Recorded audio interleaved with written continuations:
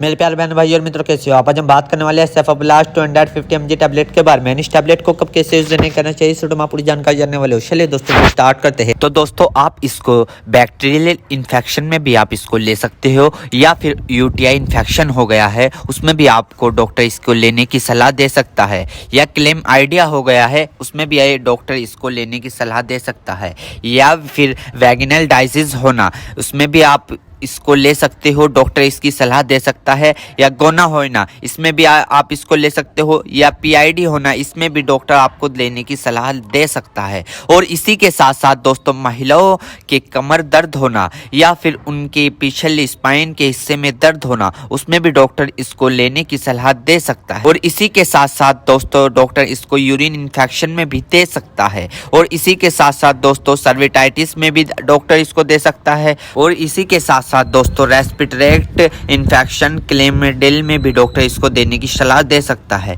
या फिर निमोनिया हो गया हो उसमें भी डॉक्टर इसको सलाह देने की दे सकता है। और इसी के साथ साथ जुखाम हो गया हो उसमें भी डॉक्टर इसको लेने की सलाह दे सकता है, या गोनोकोया लंग्स इन्फेक्शन हो गए हो उसमें भी डॉक्टर इसको लेने की सलाह दे सकता है। और इसी के साथ साथ दोस्तों सर्विटाइटिस लंग्स यानी कि सूजन आ जाना, फेफड़ों पर सूजन आ जाना, पानी आ जाना, पस भर जाना उसमें भी डॉक्टर इसको देने की सलाह दे सकता है, या निमोनिया हो जाना उसमें भी डॉक्टर इसको देने की सलाह दे सकता है, या बुखार हो जाना, टाइफाइड बुखार हो जाना, बुखार बार बार उतरना बार बार चढ़ना उसमें भी डॉक्टर इसको देने की सलाह दे सकता है, या ब्रोंकाइटिस हो जाना, खांसी हो जाना, हार्ट अटैक कम हो जाना इसमें भी डॉक्टर इसको देने की सलाह दे सकता है, टाइफाइड ज़्यादा हो जाना इसमें भी डॉक्टर इसको देने की सलाह दे सकता है। और इसी के साथ साथ छाती में पेन हो जाना यानी कि छाती में खांसते वक्त पेन होना उसमें भी डॉक्टर इसको देने की सलाह दे सकता है, या बुखार के कारण छाती में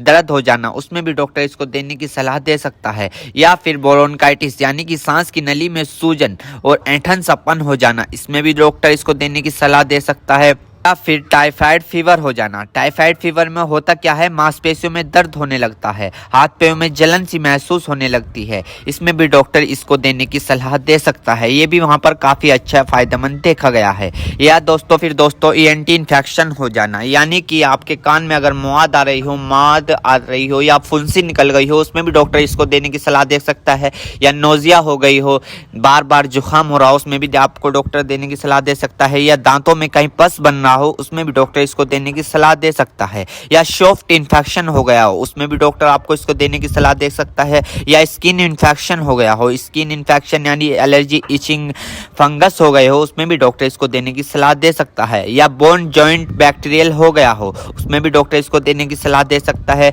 या टॉन्सिल हो गए हो। आपने कई बार देखा होगा ज़्यादा नज़ला होने के कारण या गले में खराश होने के कारण कभी कभार आपके टॉन्सिल होने लगते हैं उसमें भी ये काफ़ी फायदेमंद सामने देखने को मिला है। और इसी के साथ साथ आई इन्फेक्शन हो जाना या फिर आई फ्लू जो अभी पीछे चला था वो हो जाना उसमें भी डॉक्टर इसको देने की सलाह दे सकता है, या चोट लग जाना, इंजरी हो जाना, इंजरी यानी कि चोट लग गई हो, कहीं से जख्म हो गया हो, टांके नहीं सूख रहे हो उसमें भी डॉक्टर इसको देने की सलाह दे सकता है। दोस्तों अर्थराइटिस जॉइंट सूजन होना यानी कि जब अर्थराइटिस होता है उनमें सूजन आ जाती है उसमें भी डॉक्टर इसको देने की सलाह दे सकता है। और इसी के साथ साथ स्किन इन्फेक्शन हो जाना, छोटे छोटे टिक के इन्फेक्शन हो जाना उसमें भी डॉक्टर इसको देने की सलाह दे सकता है, या फिर आईवी इंजेक्शन लगाया हो, कैनुला लगाया हो, कैनुला निकालने के बाद उसका काम कंप्लीट होने के बाद वहाँ पर सूजन आ गई हो उसमें भी डॉक्टर इसको देने की सलाह दे सकता है, या फिर इंजरी हो जाना, हार्ड इंजरी हो जाना उसमें भी डॉक्टर इसको देने की सलाह दे सकता है, या फिर ऑपरेशन के बाद टाँके कटने के बाद वहाँ पर